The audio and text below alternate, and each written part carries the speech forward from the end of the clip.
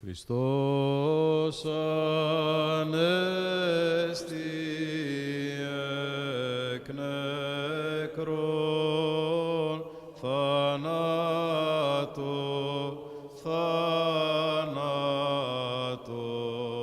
πατήσας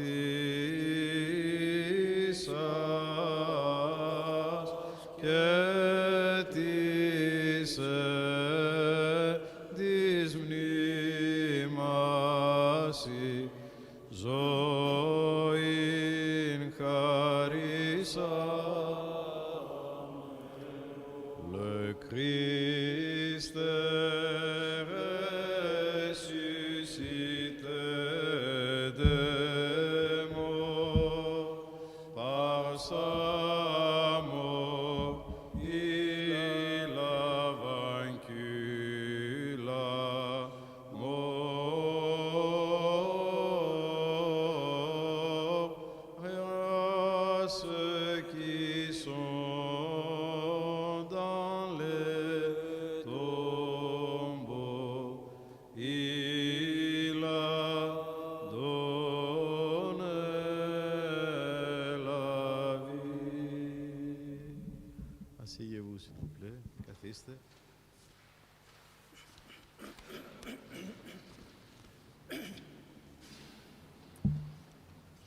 Éminence, chers pères, mesdames et messieurs, chers amis, Christos Anesti, Αληθώς le Ανέστη. Christ est ressuscité. En vérité, il est ressuscité. C'est un véritable plaisir de vous accueillir ce soir pour cette nouvelle séance du cycle de conférences, pourtant sur un sujet d'autant plus d'actualité que les effets de la pandémie se font encore sentir. Or, s'il y a des maladies physiques et psychologiques, les maux de l'âme n'en sont pas moins vrais et importants. Ce soir, nous avons le plaisir, et je dirais le privilège, de recevoir une importante personnalité qui a servi pendant des années notre métropole. J'ai le plaisir d'accueillir son éminence, le métropolite Grigorios de Peristeri. Cher Monseigneur, je pense que c'est la première fois que nous vous recevons ici depuis votre élection par le Saint-Synode de l'Église de Grèce en octobre de l'année dernière. Aussi, permettez-moi de vous féliciter et de vous souhaiter bon courage. Il y a tant à dire à propos du métropolite de Peristeri. Né à Namata de Kozani, il a étudié le droit et la théologie à l'université Aristote de Thessalonique et le droit canonique et les sciences religieuses à Paris, études du troisième cycle, doctorat et post-doctorat. En plus de ses fonctions ecclésiastiques, il est professeur à l'Institut orthodoxe Saint-Serge à Paris et à l'Université de Paris 13. Depuis 2009, il est professeur de droit canonique à l'École théologique d'Athènes et a également travaillé comme professeur à l'Université de Talent et à l'Université de Tartu en Estonie. Pendant les 25 années où il a vécu à l'étranger, il a enseigné dans 20 universités sur 3 continents, Europe, Asie et Afrique. Il a énormément écrit, tant dans des livres que dans des articles scientifiques. Ces livres sur le droit canonique ont été traduits en plus de 15 langues. Ce soir, son éminence nous entretiendra du sujet suivant, l'Église comme hôpital spirituel, la confession des péchés dans l'Église orthodoxe. Cher Monseigneur, nous avons hâte de vous entendre ce soir, Bonne conférence à toutes et à tous et merci de votre présence ce soir. La parole est à vous. Merci beaucoup, Monseigneur. Christ est ressuscité. Et je dois d'abord vous remercier, Monseigneur Dimitrios, pour l'invitation que vous m'avez adressée à participer dans cette série de conférences que vous avez organisées depuis que vous avez assumé les fonctions de votre tâche épiscopale. Et je me réjouis parce que je me trouve dans un endroit où moi aussi, comme vous venez de le dire, j'ai servi ma diaconie pastorale, ma diaconie presbytérale, et je suis ému pour cela. Et donc, je vous remercie pour cette invitation. Donc, vous avez déjà entendu les sujets qu'on va examiner aujourd'hui ensemble.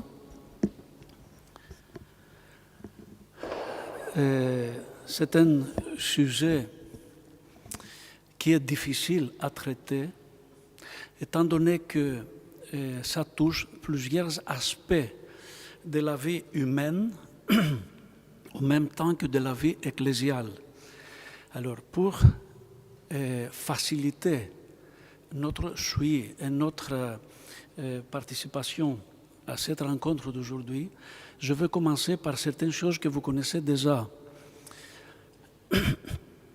Alors, vous connaissez tous qu'il y a une tradition ininterrompue qui commence depuis Adam et Ève, c'est-à-dire à partir de la création du monde, qui arrive jusqu'à aujourd'hui, et que cela a été enregistré par ce qu'on appelle, tous les chrétiens, la Bible.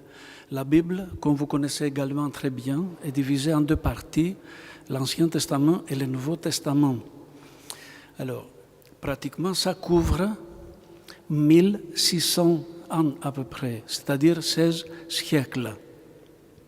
C'est à partir de là où il y a plusieurs approches différentes concernant la suite. Et comme je me trouve en Occident, vous connaissez très bien qu'il y a une approche différente de la part aussi bien des catholiques romains que des orthodoxes d'un côté et des protestants de l'autre côté. Et si je cite les protestants, juste pour vous dire que les protestants considèrent les débuts du christianisme à partir de la Bible et après il y a de différentes évolutions. Moi je souhaite aujourd'hui vous signaler une chose historique qui est communément acceptée de tous afin qu'on puisse comprendre et entrer dans le vif de notre sujet d'aujourd'hui. La vie ecclésiale et la vie apocalyptique. Je cite la vie apocalyptique étant donné que nous parlons de la vie biblique comme vie apocalyptique. La vie apocalyptique ne s'arrête pas à la fin du Nouveau Testament, c'est-à-dire avec les livres de l'Apocalypse, si vous voulez, ou avec les livres de l'Évangile des Jean, qui chronologiquement c'est le dernier du Nouveau Testament et de la Bible. La vie continue par la suite. Mais pour voir comment cela continue, il faut signaler comment ça se présente avant. Alors, il y a certains qui parlent, qui disent que la Bible, c'est la base de la vie ecclésiale. Ce qu'on a appris dans nos écoles secondaires lorsqu'on était lycéen dans l'enseignement secondaire. Donc, on présente, surtout dans la tradition occidentale, comme deux sources de la foi, la Bible et la tradition. Aujourd'hui, je reviens pour si vous voulez un peu, vous changer un peu la vue de cette chose-là. Je vous propose, si je reflète la tradition patristique, les pères ne font pas cette distinction, sauf qu'ils disent la Bible existe comme tradition. Donc, il n'y a pas deux sources bien distinctes, mais c'est juste une perspective linéaire qui a comme point de départ Adam et ensuite le choix d'Abraham de la part de Dieu pour tracer une ligne par la suite, arriver à l'arrivée du Christ et par la suite fonder l'Église. Donc cela veut dire que la Bible ne fait pas quelque chose à part, sauf que la Bible, comme je répète la phrase patristique, la Bible existe comme tradition qui présente ce cheminement historique du corps ecclésial depuis Abraham jusqu'à nos jours. Et on arrive à la fin du Nouveau Testament. Qu'est-ce qu'il y a après? Il y a certains qui disent « Ah, après, il y a quelque chose de nouvel qui n'a rien à voir avec la réalité précédente, biblique. » Non, ça c'est faux. Il y a une continuité, étant donné qu'à partir de la Pentecôte, c'est le Saint-Esprit qui agit.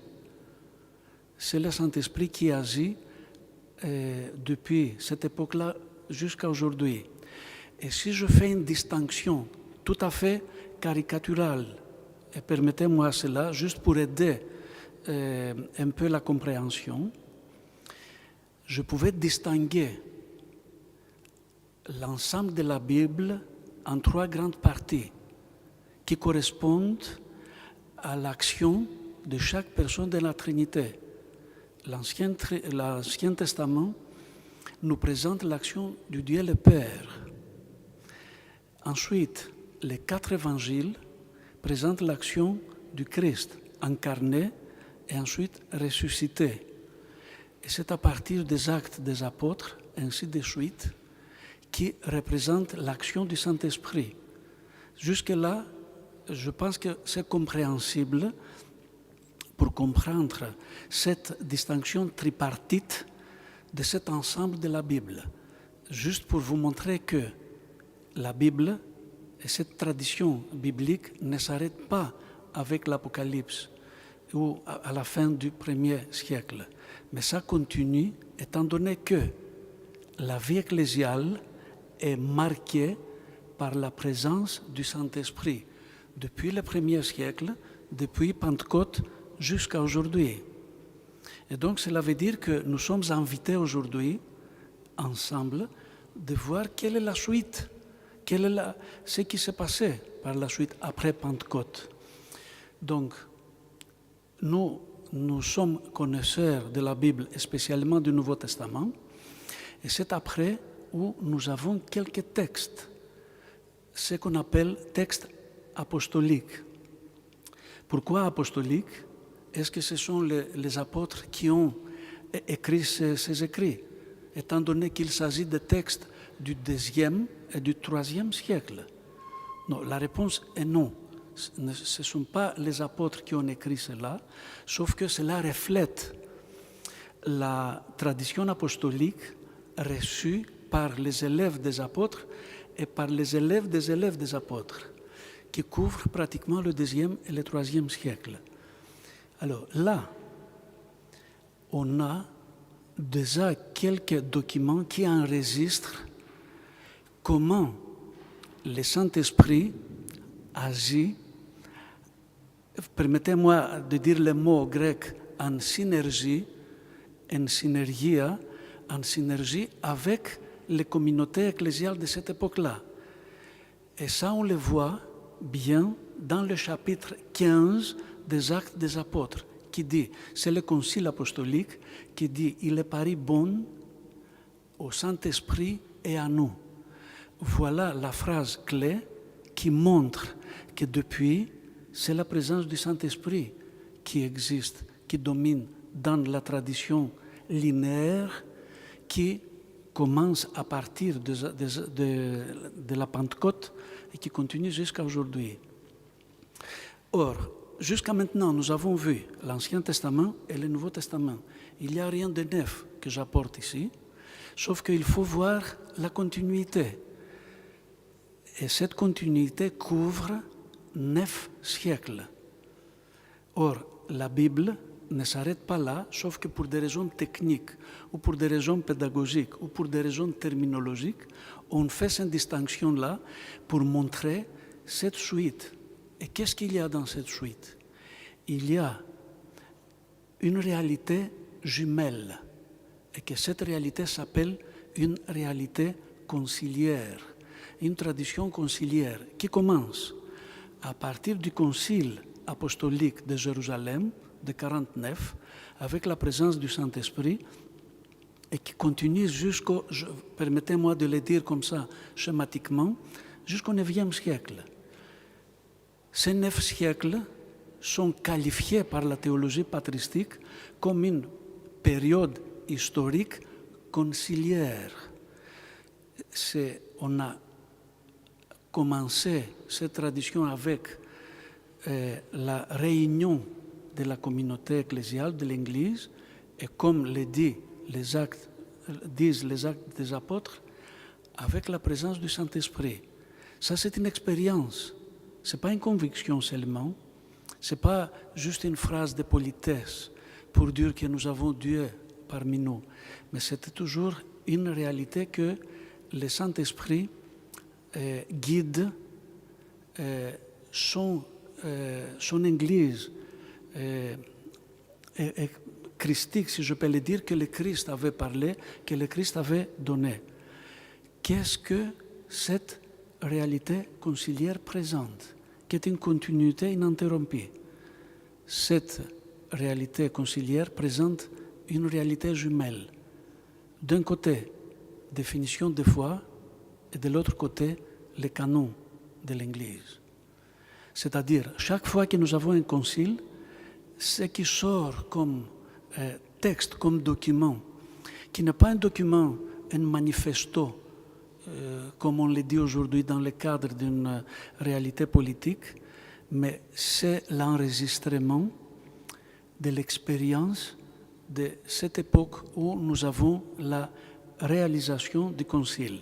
Ce qui fait que chaque fois que le concile donne un dogme, comme on dit, une définition de foi, immédiatement après, on donne aussi des canons. Exemple, je vous donne juste un exemple pour comprendre cela. Je prends, c'est quelque chose que vous connaissez sans doute, le 4e concile œcuménique de Chalcédoine. Il était question de l'hypostase, comme on dit, du Christ, de la personne du Christ. Est-ce que le Christ a des natures? Parce que c'était Arius et Nestorius auparavant qui disaient, tous les deux, que le Christ est seulement homme. L'Église a répondu, le Christ ce n'est pas seulement homme, il est Dieu et homme. Après, il y avait certains qui ont dit, ce qu'on appelle les monophysites, qui ont dit, le Christ n'est jamais devenu homme, il est resté seulement Dieu. Et alors, c'est le 4e concile œcuménique qui répond et qui dit, juste exemple, parce que je vois il y a de petits enfants aussi parmi nous pour qu'ils comprennent aussi ce qu'on dit. C'est tout à fait simple. Que le Concile dit les deux natures du Christ sont unies, sans mélange et sans confusion. C'est ça le dogme de Chalcédoine. Une phrase incompréhensible.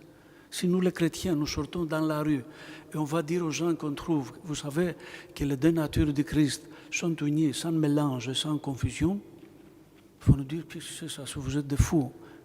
Et ils vont nous considérer comme des gens dérangés.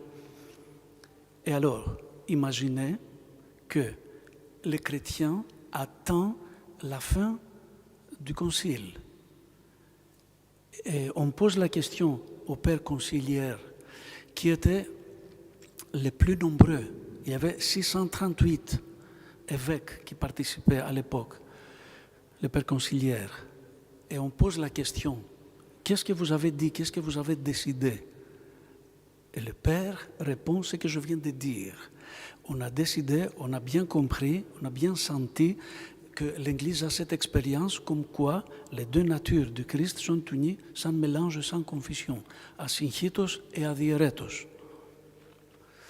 Alors, vous savez, ce qui est normal, qu'est-ce que le peuple répond devant ça?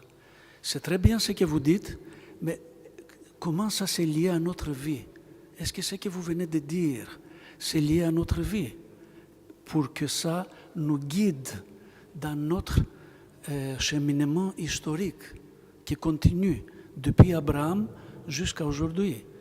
Et la réponse du Concile œcuménique de Chalcédoine dit « Prenez 30 canons et vous marchez, vous réalisez votre cheminement de foi comme aide, comme feu, comme on dit au feu rouge, comme au feu vert.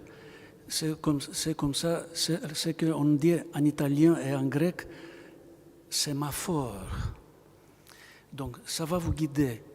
Donc ce qui veut dire, pour arriver et pour entrer au vif du sujet, après cette introduction, le titre de ma conférence aujourd'hui porte la confession ou la pénitence selon les canons. Donc, si je viens de dire et faire cette petite introduction, c'était juste pour vous montrer quelle est la place des canons au sein de l'Église. C'est la continuité de la Bible, mais en liaison avec les dogmes. Je répète, ça c'est très important et je suis conscient en disant ça, parce que je me trouve en Occident. Pour quelle raison? Parce qu'une fois qu'on a divisé la théologie d'un esprit juridique qui a commencé à dominer à partir de la théologie scolastique du XIIe siècle en Occident, on a dit que ça, ce sont deux choses bien distinctes et bien différentes. Non, pas du tout. C'est juste, il faut avoir une conscience que ces deux réalités qui se présentent bien distinctes, c'est une réalité commune en deux façades. Et donc, pour lire les canons et pour comprendre les canons, il faut connaître les dogmes ou les définitions de foi correspondantes de la même époque. Parce que les canons ont une caractéristique contextuelle qui est liée aux définitions de foi. Alors, pour conclure ce que je viens de dire, il faut garder dans votre esprit Ancien Testament, Nouveau Testament et dogmes et canons comme continuité pour arriver jusqu'au IXe siècle. Cela couvre pratiquement 24-25 siècles. Donc la Bible, ou la réalité de la Bible, ce que la Bible présente ne s'arrête pas, je répète pour une troisième fois, avec l'Apocalypse ou à la fin du 1er siècle, mais ça continue jusqu'au IXe siècle. Alors, une fois qu'on a vu cela, nous allons voir maintenant qu'est-ce que les canons nous disent. Les canons ne sont pas des textes juridiques comme, malheureusement, aussi bien les catholiques romains que les orthodoxes, sous une influence catholique, on les lit comme des textes juridiques.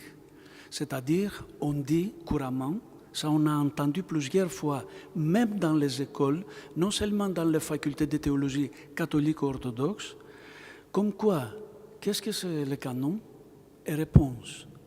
Comme l'État a des lois, l'Église a aussi ses lois propres qui s'appellent canons. Donc, dans notre esprit, immédiatement, on comprend qu'il s'agit de loi. Et loi signifie obéir. Loi signifie appliquer la loi. Sauf que le canon ne signifie pas ça. Le canon signifie un panneau qui te montre le cheminement que nous sommes appelés à suivre en tant que chrétiens, qui n'a rien à voir avec un esprit légaliste ou un esprit moraliste que les protestants ont voulu mettre dans certains canons. Donc, si je vous signale ça, c'est juste pour vous dire que les canons ont été fixés par l'Église au même moment que les dogmes, qui couvrent pratiquement, pour les garder dans notre esprit, le premier millénaire. À partir de la fin du premier millénaire, comme vous le savez très bien aussi, on n'a pas de concile œcuménique. pour plusieurs raisons. Ici en Occident aussi, à cause du fait qu'il y avait cette rupture de la communion en 1054, etc. Et donc, l'Église n'est pas réunie pour avoir deux conciles. Moi, je peux vous donner une autre réponse. C'est que l'Église a tout dit. L'Église, concernant notre salut, a tout dit pendant le premier millénaire. Et donc, nous gardons l'Ancien Testament, le Nouveau Testament et leur continuité, qui sont les définitions des foi et les canons pour notre cheminement jusqu'à la fin des siècles. Alors, c'est là où nous avons maintenant, il faut lier les canons avec la confession, ou comme on appelle les sacrements de la pénitence ou le mystère de la confession. Il faut clarifier une chose ici, pour voir les choses historiques. Nous sommes en plein XIIIe siècle. C'est la théologie scolastique qui domine en Occident. Il y a plusieurs représentants de cette théologie scolastique qui est plutôt juridique et légaliste. C'est pour ça qu'elle l'appelle scolastique. Scholastikos en grec signifie celui qui serve dans le tribunal, le lawyer, comment s'appelle l'avocat. Et scolastique comme avocat signifie que les canons qu'il y a devant lui, il les traite comme des lois de l'Église et il essaye de les appliquer. Et appliquer signifie garder à la lettre ce que le canon dit. Alors, nous avons les représentants de cette époque scolastique ici en Occident, qui est bien saint Thomas d'Aquin, qui a vécu pendant le XIIIe siècle et il a décédé, Monseigneur, en allant au concile de Lyon en 1274. C'est le premier concile, si je peux le dire comme ça, unioniste, juste après la prise de Constantinople en 1204. Donc ce sont les orientaux et les occidentaux qui se retrouvent pour discuter encore sur des questions. Et c'était saint Thomas d'Aquin qui est parti venir à ce concile, sauf qu'il est décédé en allant vers Lyon. Qu'est-ce que saint Thomas d'Aquin écrit dans son livre? Il a écrit un travail, il a écrit plusieurs, mais il a écrit ce qu'on appelle Contra Errores Grecorum, contre les erreurs des Grecs. Et il fait nous sommes à la fin du XIIIe siècle, donc depuis 1054, il y a déjà 3 siècles d'éloignement entre l'Occident et l'Orient. Et saint Thomas d'Aquin fait une liste où il exprime une liste des erreurs qui font les orientaux, c'est-à-dire les orthodoxes. Et qu'est-ce qu'il dit? Il cite quelques numéros, je ne sais pas, le numéro 17 qui dit « Les orientaux ne se confessent pas ». Donc nous avons déjà un témoignage du XIIIe siècle comme quoi les orthodoxes n'ont pas de confession, il n'y a pas le sacrement de la pénitence, c'est les orthodoxes, et donc il y a des erreurs, parce qu'on constate qu'il y a une absence d'un sacrement. Alors là, je m'arrête, j'ouvre une petite parenthèse pour vous dire que vous connaissez tous qu'au sein de l'Église, nous avons 7 sacrements. Ça, c'est une conception de la théologie scolastique du Moyen Âge. Les pères n'ont jamais distingué de sacrements au sein de l'Église. Les pères disent, du premier millénaire, notamment les pères cappadociens, Saint Jean Damascène au 8e siècle, etc., qui disent qu'il n'y a qu'un seul mystère, un seul sacrement, c'est le sacrement de l'Église.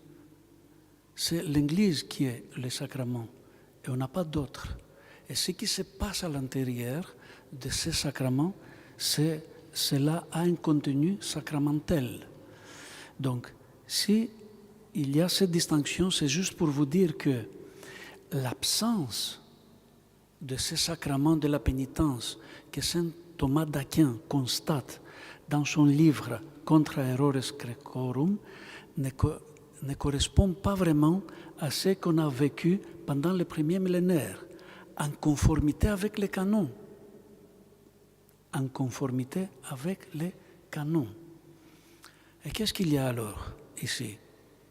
Aux même époque, si on parle encore des canons, les Occidentaux à l'époque, ils ont mis accent sur des canons nouveaux qu'on a promulgués juste après 4 conciles de Latran du Moyen Âge. Donc cela veut dire que cette époque-là, l'Église catholique romaine a continué à travailler sur la promulgation de nouveaux canons, sauf juste pour vous dire qu'on s'éloignait des canons du premier millénaire. C'est-à-dire ce que je viens d'évoquer, qui sont une réalité jumelle avec les définitions des foi, qu'on a commencé à créer de nouveau, avec un esprit cette fois juridique. Et là, on prévoit une confession systématique. C'est pour ça que saint Thomas d'Aquin, il dit, selon ce système du sacrement de la pénitence que nous avons ici en Occident, les orientaux n'ont pas. Et donc, il y a une absence de la pénitence et de la confession. Alors, juste après, nous avons la suite de Constantinople. Et comme vous savez très bien, il y a les différentes missions catholiques et protestantes qui arrivent en Orient. Et je vous donne une petite information intéressante, c'est que comme il n'y avait pas cette pratique de la confession, ce sont les prêtres catholiques, notamment les jésuites et d'autres compagnies monastiques, qui pratiquent cette confession. Juste pour vous dire que nous arrivons à une époque au 16e, 17e et 18e siècle où cette pratique a été apportée de la part des Occidentaux missionnaires dans l'espace de l'Orient orthodoxe. Et là, il y a une chose extraordinaire qui se passe. On constate bien, je parle pour les prêtres orthodoxes, cette fois-ci, qui n'ont aucune expérience de ce qui vient de l'Occident.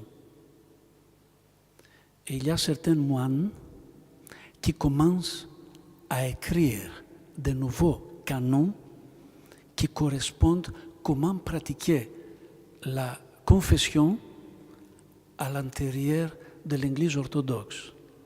Nous avons 125 canons qui datent depuis après la chute de Constantinople. Donc, vous voyez, c'est très important ce que je suis en train de vous dire, parce que c'est là où nous avons un problème énorme jusqu'à aujourd'hui, énorme. Il y a les canons, juste je vous donne le chiffre, 770 canons du premier millénaire, que Photius, le patriarche œcuménique de Constantinople, Photius, avait promulgué à la fin du IXe siècle. Et c'est grâce à lui qu'on a reçu le corpus canonum de l'Église, c'est-à-dire le canon du premier millénaire. C'est tout. Il a verrouillé ces canons qui sont en nombre 770 canons. Et du coup, en raison de ce besoin en Orient concernant la confession apportée comme pratique par les Occidentaux, il fallait faire quelques canons. Il y a quelques moines, monseigneur, dans les monastères qui commencent à écrire quelques canons. Mais on ne peut pas donner une valeur conciliaire à ces canons-là de la part de ces moines qui ont fait cet acte arbitraire. J'accuse historiquement ceux qui l'ont fait, parce que ça a détruit toute la vie spirituelle de l'Église orthodoxe jusqu'à aujourd'hui. Et il prend des cas par cas, dans ces canons, 125 canons, et au moment où il promulgue, il ne note pas leur nom, moine, je ne sais pas, Varsanoufre, mais il met le nom d'un saint. Résultat, il y a de 125 canons apocryphes qui circulent pour servir le travail de père spirituel. Où on peut trouver ces canons? Malheureusement, ces canons se trouvent dans l'Épidalion. Dans l'Épidalion. L'Épidalion de Saint Nicodème l'Aïjorite, qui a promulgué ces Épidalion, un livre, un seul volume, en 1800. Donc ça date depuis 2 siècles et quelques, depuis 220 années que ce Épidalion circule, qui pose un problème aujourd'hui. Si je vous cite cela, ce n'est pas pour accuser Épidalion, ni pour accuser Saint Nicodème Aïjorite. Le Saint Nicodème Aïjorite était un moine érudit, et au moment où il a décidé de publier ce livre avec tous les canons et les commentaires, il a bien constaté que nous avons 2 types de canons dedans. Les canons du premier millénaire, plus quelques canons qui disent n'importe quoi, qui infligent des sanctions terribles contre les fidèles, qui font un péché ou un autre, etc., mais avec un esprit légaliste. Et Saint Nicodème disait, ce n'est pas possible. On ne peut pas avoir une cohérence entre ces corpus canonum, ces canons du premier millénaire, avec ces canons apocryphes, où il voyait qu'il y a 2 choses qui les différencient. Le niveau de la langue, c'est une langue moche, je peux le dire en grec, et deuxièmement, il y a des éléments qui n'existaient pas dans les canons du premier millénaire. Et qu'est-ce qu'il a fait? Il ne pouvait pas supprimer ces canons parce qu'ils portaient comme par exemple Saint Jean le Génère, Ioannis Onisteftis, 35 canons. Saint Jean le Génère vit pendant le premier millénaire. Mais Photius nous informe que ce saint de l'Église n'a jamais écrit de canons. Et du coup, on trouve 35 canons. Et ce sont les canons qui posent un grand problème dans notre travail de la vie spirituelle au sein de l'Église orthodoxe. Qu'est-ce qu'il a fait? Il n'a pas mis au début, il n'a pas mis ce canon apocryphe, il l'a jeté dehors. Il a préparé ce volume avec 770 canons. Nicodème Aïjorite, il a envoyé à Constantinople au Saint-Synode du patriarcat œcuménique pour que ça soit qualifié et avoir une valeur synodale, conciliaire. Qu'est-ce qu'on a fait à cette époque-là à Constantinople? Juste avant 1800, on a donné à un archimandrite pour vérifier, qui était érudit, pour vérifier qu'est-ce que c'est corps, est-ce que c'est bien, etc. Et qu'est-ce qu'il lui a proposé au concile de Constantinople? Il a dit, non, il y a des canons, des fameux canons qui manquent. Donc Nicodème, le moine Nicodème, a fait un bon travail, sauf qu'il faut ajouter ces canons aussi. Ça est revenu au Montatos et on a ajouté également les canons qu'on ne pouvait pas éviter. Mais de quelle façon? Regardez, Saint Nicodème, il était intelligent, il a fait une chose extraordinaire. C'est pour ça que je vous dis, j'accuse pas l'Épidalion, j'accuse ceux qui ne comprennent pas ce que Saint Nicodème a fait. Comme il voyait que ce sont des canons terribles, il a publié en annexe. Vous avez reçu mon document que le Père Ambroise vous a distribué. Vous allez trouver à la fin de ma conférence, vous allez trouver cette liste qui se trouve à la fin de Épidalion. Toutes les publications, 18 éditions que nous avons pendant ces 2 siècles portent ces canons qui n'ont rien à voir avec l'esprit du canon du premier millénaire. Et alors, regardez l'accident, un accident qui dure encore jusqu'à aujourd'hui. 2 siècles, depuis qu'Épidalion a été adopté par l'Église orthodoxe, officiellement, pardon. On a 5 traductions du Pygmalion. Nous avons en roumain, en russe, nous avons en arabe, nous avons en anglais et nous avons aussi une autre partie en français. Nous sommes en plein, comme on dit, ottomanocratie. Ce sont les Ottomans qui dominent. Il n'y a pas des écoles théologiques, il n'y a rien. Et tous les pères spirituels, évêques, higoumènes, prêtres spirituels, reçoivent l'épidalion. Mais regardez un petit détail. Les canons du premier millénaire ont un langage assez cultivé qui représente l'époque des pères cappadociens qui utilisaient la langue attique, c'est-à-dire la langue de l'Antiquité grecque, alors que ces 125 canons sont d'une époque où les Grecs n'étaient pas terribles. C'était un grec courant, un grec pauvre, mais un grec qui touchait des cas et des problèmes spirituels d'une façon totalement antithéologique, anticanonique et tout ce que vous voulez. Alors, les pères, les prêtres, les higoumènes de cette époque-là de l'ottomanocratie, ils prenaient l'épidalion, ils commençaient depuis le début à lire, ils n'arrivaient pas à lire. À un moment donné, quelqu'un a dit, écoutez, vous ne comprenez pas ce qui est au début, mais c'est très facile à lire ce qui est à la fin. Et que surtout cela concerne la confession de foi. Vous pouvez imaginer le résultat. La confession souffre au sein de l'Église orthodoxe depuis 2 siècles et demi maintenant, à cause de ces faits. Pour quelle raison? Je ne vais pas entrer dans le texte. Vous allez recevoir le texte, vous avez déjà le texte et vous pouvez lire les détails. Je vous donne juste l'esprit, quel est l'accident et quel est le problème. C'est que en essayant d'imiter ce qu'on a dit au début, que les canons sont les lois de l'Église, on a donné un esprit juridique dans ces 125 canons apocryphes.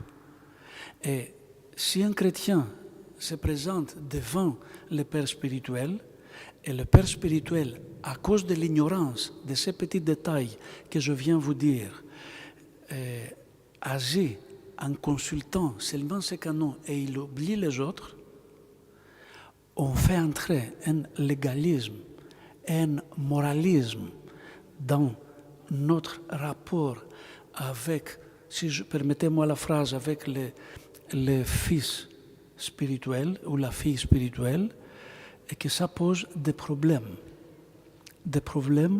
qui touchent non seulement des troublements des cheminements traditionnels de l'Église, mais ça provoque aussi des problèmes psychologiques.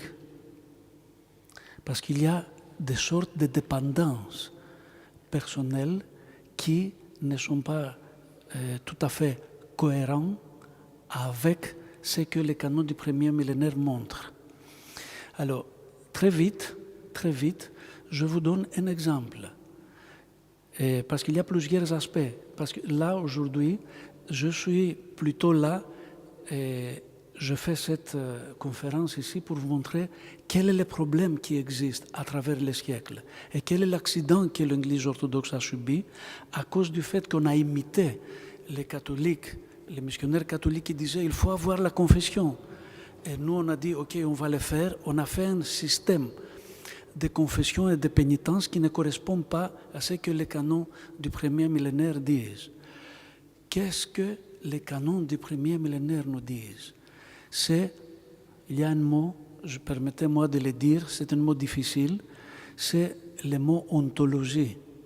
Les contenus des canons du premier millénaire, comme les dogmes, comme les définitions de foi, ont un esprit ontologique. Je vais vous expliquer qu'est-ce que cela veut dire. Alors que ces 125 canons qui figurent, qui existent dans l'Épidalion, dans toutes les langues traduites du monde entier, ont un esprit légaliste et moraliste et infligent des sanctions qui sont juridiques, qui n'ont rien à voir avec ce que les canons du premier millénaire disent. Et je peux dire, Monseigneur, maintenant ouvertement, à cause de ces fêtes, on dit aujourd'hui, on fait un constat que les orthodoxes ne se confessent pas. Et moi je dis heureusement, heureusement. Si le Père spirituel va traiter les chrétiens, les fidèles, en conformité avec ces canons apocryphes. Qu'est-ce que cela veut dire ontologie? Pour comprendre la différence. Ontologie signifie le mot du grec, vous vous souvenez, lorsque Moïse a posé la question à Dieu, toi tu t'appelles comment? Quel est ton nom? Et la réponse dans la Septante, c'est ego, imi, o, on. Moi je suis celui qui est, le temps. Donc de ces mots, on, génitif en grec, ondos, c'est le mot ontologie, c'est-à-dire que c'est notre Dieu trinitaire qui est la source de notre vie. Et donc, une chose ontologique signifie qui est liée à la vie trinitaire. Donc, de la façon comme la vie trinitaire vit, c'est de cette façon-là que la définition de foi et les canons nous montrent. C'est pour ça donc, si les canons ce sont des panneaux pour montrer le cheminement de notre vie spirituelle, c'est juste que ce cheminement est invité à avoir une caractéristique ontologique qui est très loin du légalisme ou du moralisme ou du psychologisme ou tout ce que vous voulez. Alors, je donne un exemple dans le texte que je vous ai donné. C'est juste, comme vous allez la voir, c'est à la page 10, si vous avez devant vous, très vite, un exemple, et pardonnez-moi pour cette simplicité. J'essaie de donner et de montrer qu'est-ce que ça veut dire ontologie dans l'Église, en conformité avec les canons du premier millénaire, et qu'est-ce que ça veut dire légalisme et moralisme en conformité avec les canons apocryphes du deuxième millénaire, que malheureusement, je viens de le dire, se trouvent ensemble dans l'Épidalion. Esprit ontologique signifie, lorsque un fidèle vient à la confession, il vient parce qu'il porte un esprit de la culpabilité. Un esprit de la culpabilité, de culpa, mea culpa comme on dit en latin, comme quoi je fais quelques erreurs, je fais quelques péchés et j'ai une conscience qui est très lourde et je viens avec un esprit de culpabilité pour me confesser et me libérer de cela. Première chose, le Père spirituel est invité d'éloigner les fidèles de cet esprit de culpabilité et de faire monter son niveau à un niveau ontologique. Exemple, il y a quelqu'un qui arrive, qui commence à dire ses péchés. Ce n'est pas quelque chose de nouvel qui me dit ça aujourd'hui. L'Église, ce que tu viens de me dire en tant qu'homme, connaît depuis 2000 ans. Alors, toi qui te présentes ici avec un esprit, une conscience de culpabilité, blessé, comment ça s'appelle, troublé par un psychologisme, ça n'a rien à voir avec ce que l'Église connaît déjà. Alors, ce que tu as, l'Église le connaît déjà depuis 2000 ans. C'est pour ça donc, cet hôpital spirituel qui est l'Église, c'est juste pour dire qu'elle connaît l'Église, tout ce qui se passe avec nous. Et ce n'est pas là. L'Église ne veut pas nous laisser ça. Elle souhaite nous libérer, pas de notre péché, mais d'un esprit de culpabilité, pour nous faire monter à un niveau ontologique. Exemple. C'est l'exemple que vous avez à la page, avec 3 déviations, la déviation de l'athéisme, la déviation de l'hypocrisie et la déviation psychologique. Quel est l'exemple que je vous donne ici? Supposons que hier ou avant-hier, c'était vendredi saint. comme vous savez très bien, vendredi saint, on ne mange rien, ou on ne mange pas d'huile, rien du tout, juste quelques petits trucs pour que ce jour-là soit qualifié par notre vénération vis-à-vis de la mort du Christ.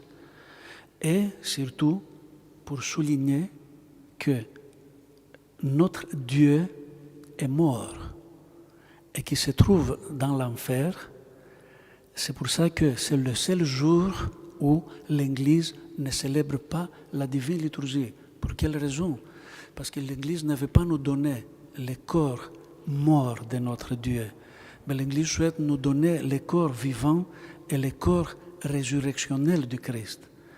Donc, c'est pour ça que ce jour-là a une exception extraordinaire. Et je prends un exemple simple pour vous dire que je viens devant vous me confesser. Et qu'est-ce que je vous dis? Vous savez, j'étais tenté hier, ou c'était vendredi saint, ou avant-hier, et j'ai ouvert le frigo parce que j'avais faim, et je mangeais du fromage, ou je mangeais de la viande. Vous dites, oh là là, tu es un clerc, un évêque ou un prêtre, tu as mangé? Oui, je viens devant vous et je vous l'ai dit. Voilà la confession. Regardez, je viens et je l'ai dit, non pas avec un esprit de culpabilité, juste comme un constat. Un constat, je fais ça. Mais avant de venir, il y a 3 types d'actions qui caractérisent les chrétiens à cause de cette influence des canons apocryphes. Premier esprit, qui est la déviation de l'athéisme, qui nous amène vers l'athéisme pour dire, mais alors, quel est le problème? Ok, je mangeais de la viande ou je mangeais du fromage. Est-ce que vraiment c'est un problème ça pour l'Église? Et pourquoi on nous impose des choses pareilles pour nous dire tout ça? Et enfin, laissez-nous libres avec ce que vous nous dites ici. Donc, une tendance pour jeter Dieu, jeter l'Église, parce qu'il nous dit des choses qui ne correspondent pas à notre époque, comme on dit. Deuxième déviation de l'hypocrisie, c'est qu'on constate avec cette parabole du Christ, avec les pharisiens et les publicains qui se présentent devant Dieu, les pharisiens, qui a des mains pleines, qui dit à Dieu, tu vois, moi je ne fais que de bonnes choses devant toi. Ok, mais tu as mangé aussi, avant-hier, vendredi saint, tu as mangé du fromage. Ok, c'est pas grave, c'est pas énorme ça, c'est pas grave. On laisse tomber. Voilà l'hypocrite qui essaie de présenter une chose et on laisse un autre côté et on utilise l'hypocrisie pour couvrir ces paramètres-là. Vous avez trouvé des exemples ici bien présentés devant, sur le texte. Et la déviation psychologique. Et je commence à crier, je dis, oh là là, moi que je suis un clerc, je suis un moine, je suis un prêtre, qu'est-ce que je fais? Oh là là, c'est terrible ce que je fais. Alors comment le Dieu va me recevoir? Il ne va pas m'accepter maintenant, il va me jeter. Et il y a un psychologisme qui monte, qui dit, oh là là, est-ce que je vais vivre? Peut-être que Dieu ce soir va me priver de ma vie pour me pénaliser par rapport à ce que je fais. Je vous présente un exemple pour vous voyez, nous avons 3 types de réactions à cause de ce légalisme, de ce moralisme que ces canons nous ont enseignés. Alors que il y a une présentation de la confession doxologique. Je viens devant vous et je vous dis, vous savez, j'étais tenté et je mangeais du fromage ou de la viande. Point. C'est tout. C'est pas la peine d'essayer de dire, ah, tu sais, c'était pas parce que j'avais faim, tu sais, parce que j'étais fatigué, ou j'étais pour me justifier. Parce que justification signifie encore un légalisme ou un moralisme, qui n'a rien à voir. Non, tout simplement, je fais ça, point. Mais qu'est-ce que je dis avec ça? Nous, on dit que je me confesse. Mais ce n'est pas là l'importance. L'importance, c'est la perspective doxologique. Qu'est-ce que cela veut dire? Le mot exomologisis en grec, c'est le mot qu'on utilise dans le psaume 135 de David, qui dit exomologiste to Kyrio, c'est-à-dire louer le Seigneur. cela signifie louange. Qu'est-ce que ça veut dire pour mon cas, lorsque je me confesse devant l'Église, avec ce que je fais avant-hier, avec le vendredi saint? Je vous dis, chers frères, mon Père, mon Seigneur, vous savez, je mangeais du fromage, mais ce que je fais, ce n'est pas correct. Ce que l'Église nous dit, c'est le correct. Ce que Dieu nous propose, c'est juste. Ce que Dieu nous propose, c'est la vérité. Qu'est-ce que je fais là? J'offre une doxologie, une louange à ce que l'Église nous a donné, et ce que Dieu nous a proposé pour notre vie et notre cheminement. Vous voyez, qu'est-ce que ça veut dire? Une confession doxologique. C'est dans ce sens-là que l'Église nous propose les canons pour nous dire, pour nous montrer quel cheminement nous sommes appelés à comprendre et en conformité avec ça, pour voir notre vie, si c'est correct, si c'est cohérent par rapport à ce que l'Église nous dit à travers l'Ancien Testament, le Nouveau Testament, les définitions de foi et les canons de l'Église. J'espère que c'est compréhensible ce que j'ai essayé de vous donner, étant donné que nous avons des difficultés aujourd'hui dans l'espace de la spiritualité orthodoxe ou chrétienne d'une façon plus générale, étant donné que ce que l'Église orthodoxe souffre, nous avons exactement la même chose au sein de l'Église catholique aussi. Et ce n'est pas pour accuser l'Église catholique, parce que je dis la même chose aussi pour l'Église orthodoxe. C'est juste pour se rendre conscient que les chrétiens aujourd'hui n'ont pas besoin d'un légalisme ou d'un moralisme. À partir d'Adam et d'Ève, lorsque notre grand-grand-grand-père Adam a dit à notre grande-grande-grand-mère Ève que tu sais, c'est toi qui es responsable pour notre nouvelle situation de la chute. Et cette situation acommunionnelle vis-à-vis de Dieu. Et c'est à partir de là que on voit bien qu'il y a un esprit de culpabilité qui commence, qui est plus fort au sein des femmes par rapport aux hommes. Ce n'est pas pour faire une discrimination ici, je vous présente si je peux le dire comme ça, une expérience à travers les siècles. C'est pour ça que, parlant de pourcentage, les femmes sont plus nombreuses par rapport aux hommes qui se confessent. C'est pour ça que la première chose, je le répète, et peut-être je vais finir avec ça, c'est que le père spirituel est invité à déplacer d'un niveau de la conscience de culpabilité à un niveau ontologique pour commencer une bonne relation avec les fidèles, afin que ces fidèles puissent vivre d'une façon résurrectionnelle, c'est-à-dire avec la joie pascale et la joie de la résurrection que nous fêtons pendant cette période-là dans notre Église, et vivre de cette façon dans l'Église. Sinon, on a raté tout. Une dernière chose, très vite. En étudiant ici en Occident, Monseigneur, j'ai appris à la faculté de droit canonique que j'ai étudié qu'une chose qui m'a beaucoup frappé, on me disait que vous, les orthodoxes, vous avez un esprit de l'économie, alors que nous gardons l'acribie. Il y a cette dialectique de l'acribie et de l'économie. D'un côté, l'acribie, c'est-à-dire l'application des canons à la lettre, et il y a un esprit de l'économie à côté qui se présentait comme une trahison de l'esprit de l'acribie ecclésiale. Alors, il faut signaler une chose. L'acribie a été donnée effectivement juste pour dire quel est le panneau.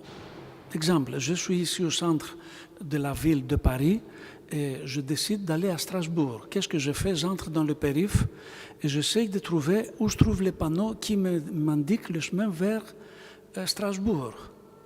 Alors, effectivement, je vois le panneau qui s'est indiqué Strasbourg. C'est ça le canon, c'est ça l'acribie. L'acribie me montre le cheminement. Et c'est ça le canon d'ailleurs.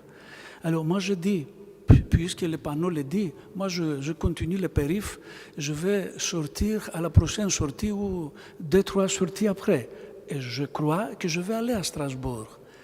Donc regardez là, ce n'est pas le panneau qui est responsable si moi j'arriverai jamais à Strasbourg. C'est parce que moi je n'ai pas adopté, voilà le terme adoption sur le texte que je vous donne, et pas du tout l'application du terme qui est un terme juridique. Tout le monde parle de l'application des canons. Non, on n'a pas une application du canon, on n'a pas une application de la Bible au sein de l'Église.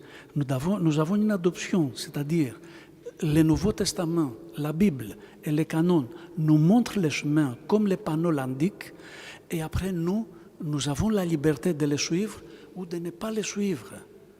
Donc ça veut dire que les canons ne touchent pas la liberté personnelle de chacun. Donc ce n'est pas une obligation. Il faut s'éloigner de cet esprit de l'obligation et donc de la notion de l'acribie comme loi au sein de l'Église. Mais l'acribie, le panneau existe pour nous montrer le cheminement. Et ensuite, nous avons l'économie. Économie signifie que je m'adapte en tant que père spirituel ou en tant qu'Église, si vous voulez, je m'adapte dans les cas de chaque personne. C'est pour ça que nous avons plusieurs pastorales personnelles. La pastoralité personnelle correspond à ce que l'Église appelle l'économie, c'est-à-dire économiser. C'est un verbe qui n'existe pas en français, je l'ai créé. Économiser l'affaire signifie chaque personne qui est unique dans le monde entier a quelques particularités qu'on ne les voit pas aux autres. Donc, je ne peux pas appliquer les canons d'une façon générale. C'est pour ça que la confession ne peut pas se réaliser devant la télé. Parce que je pouvais me présenter devant la télé, je prends un document et je commence à dire il faut faire ça, il faut faire ça, il faut faire ça, il faut faire ça. Les canons n'utilisent jamais le verbe « il faut » ou le verbe « devoir », parce que ça, c'est lié à l'esprit juridique. C'est la loi qui le dit. Nous avons un sens unique devant nous. Donc, ça veut dire que la voiture arrive de ce côté-là. Si moi, je prends ma voiture et je veux un sens inverse, comme on dit, au moment où la loi dit « il faut respecter le sens unique ». Et moi, je ne le respecte pas. Et donc, je fais un sens inverse, et c'est la police qui arrive, évidemment, elle a raison, elle me met dans la prison. Donc, elle me pénalise. Ce n'est pas du tout ça l'esprit des canons. C'est pour ça, donc, qu'il y a cette dialectique entre l'acribie et l'économie pour faciliter notre vie à la participation dans la vie ecclésiale. Voilà tout ce que je pouvais vous dire en développant un peu ces documents que je vous ai donnés. Et comme je vous ai promis depuis le début, je ne vais pas garder pour les lire. Je vous le donne, comme ça vous pouvez lire, et comme ça vous pouvez avoir des idées supplémentaires. Voilà, merci beaucoup pour votre attention. J'espère que c'était pas du tout, peut-être pas du tout, mais j'étais pas fatigant.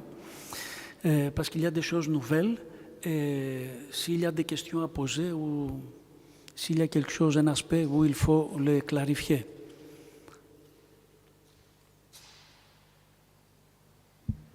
Oui, cher père. Bénissez.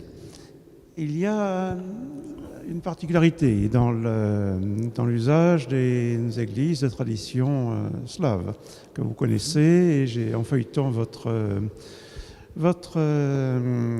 document, j'ai vu que vous en parliez à la fin. C'est que nous avons l'usage de la confession, on va dire, quasiment obligatoire avant la communion.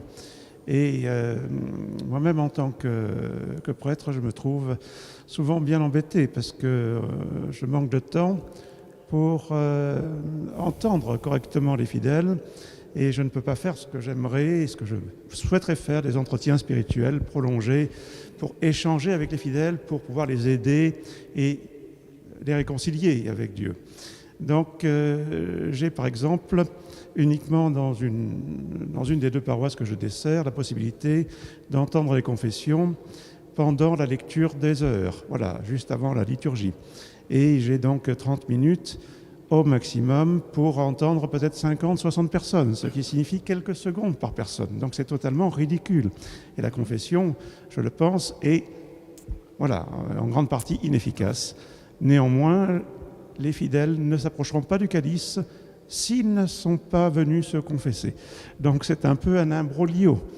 On ne peut plus, je ne peux pas refuser, parce que si je refusais la confession, les fidèles le prendraient très mal, et de toute façon, ils ne viendraient pas communier. Donc comment séparer les fidèles du Christ si effectivement ils ne viennent pas communier? C'est une grosse responsabilité. Et en même temps, j'ai l'impression d'être un distributeur automatique de sacrements, ce qui est tout à fait consternant. Et c'est pour moi, je me sens empêché d'exercer le ministère, en quelque sorte. Tout à fait. Bon, c'est-à-dire, si vous avez, alors, sans critiquer effectivement mon Église, c'est pas une critique que je fais, effectivement, mais malheureusement, c'est un usage peut-être qui mérite une évolution. Donc, merci beaucoup, Père, pour votre question qui est tout à fait d'actualité. Alors, qui constitue un dérapage. Ce n'est pas uniquement l'existence des canons apocryphes au sein de Pidalion qui est un dérapage, c'est à cause de ces canons apocryphes qu'on a créé des choses inimaginables. Exemple, aujourd'hui, dans l'esprit des chrétiens orthodoxes, c'est toujours pour communier, il faut jeûner, il faut se confesser. Donc ça veut dire que le jeûne et la confession sont devenus deux conditions bureaucratiques préalables pour avoir un accès à la communion. Et donc c'est pour ça que les gens ont subi une chose terrible, on s'éloigne de la communion, alors que la divine liturgie invite les gens pour communier. Pourquoi cela se passe? Se passe parce qu'on a donné un esprit, là c'est l'influence moraliste, un esprit de purification qui est tout à fait aberrant concernant l'esprit de l'Église. Comme vous savez très bien, parce que vous célébrez aussi bien la divine liturgie de Saint Basile et de Saint Jean Chrysostome, on dit juste avant la communion que nous, on n'est pas dignes pour communier, mais grâce à ton amour, grâce à ce que tu as fait pour nous avec l'incarnation et la résurrection, tu nous acceptes à la communion. On le dit déjà, sauf que les fidèles ne suivent pas cela. Ils ont créé un autre esprit qui effectivement nous provoque ce phénomène-là qui est tout à fait aberrant de tout point de vue. Exemple, la confession, ce que je propose, la confession s'arrête avant le vêpres de samedi après-midi. Et ça recommence après le vêpres de dimanche après-midi. Pour quelle raison? Parce que le dimanche, c'est un jour christologique, un jour dominical, comme on dit, c'est-à-dire consacré au Christ. Et on ne fait rien d'autre que cela, y compris notre confession. Quelle erreur nous faisons en ce moment-là? Moi, je me présente pendant les heures, l'office des heures, comme tu viens d'évoquer, et je dis, j'oublie, et je mets à part ces jours dominicaux et je me concentre à mes péchés. Terrible. C'est un témoignage négatif de tout point de vue. Si quelqu'un entre dans l'Église pour la première fois et regarde que nous nous sommes concentrés à notre ésotérisme, on a tout raté et on a perdu la perspective résurrectionnelle. C'est pour ça qu'il faut que ça s'arrête à tout prix. À tout prix. Il faut expliquer aux fidèles que ce n'est pas le moment. Et il y a un autre problème encore qui est encore pire encore. C'est que au moment où on se présente devant les prêtres pour 2-3 minutes et on dit 1, 2, 3, 4 choses très vite.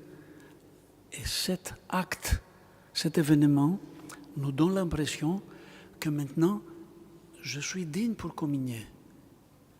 C'est la raison pour ne pas communier, si je me présente devant la communion en tant que digne. Alors que les deux divines liturgies de Saint Basile et de Saint Chrysostome nous disent exactement le contraire. On déclare que nous sommes pas dignes pour communier. Mais là, il faut la théologie canonique pour expliquer aux gens quelle est l'erreur et il faut, à mon avis, les corriger. S'il faut donner un témoignage christique et résurrectionnel devant notre humanité.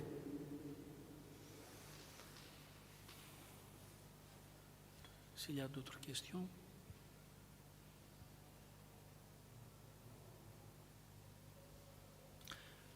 En tout cas, je vous remercie beaucoup encore pour votre attention et Merci aussi, on remercie son éminence le métropolite de Péristeri, Monseigneur Grigorios, pour cette homélie avec beaucoup de clarté et de praticité pour notre vie quotidienne en tant que chrétien. Nous remercions Monseigneur Dimitrios, avait un autre rendez-vous, il n'a pas pu rester jusqu'à la fin, mais il vous remercie aussi de tout cœur. voilà. Alors, merci beaucoup pour tous. Christ est ressuscité.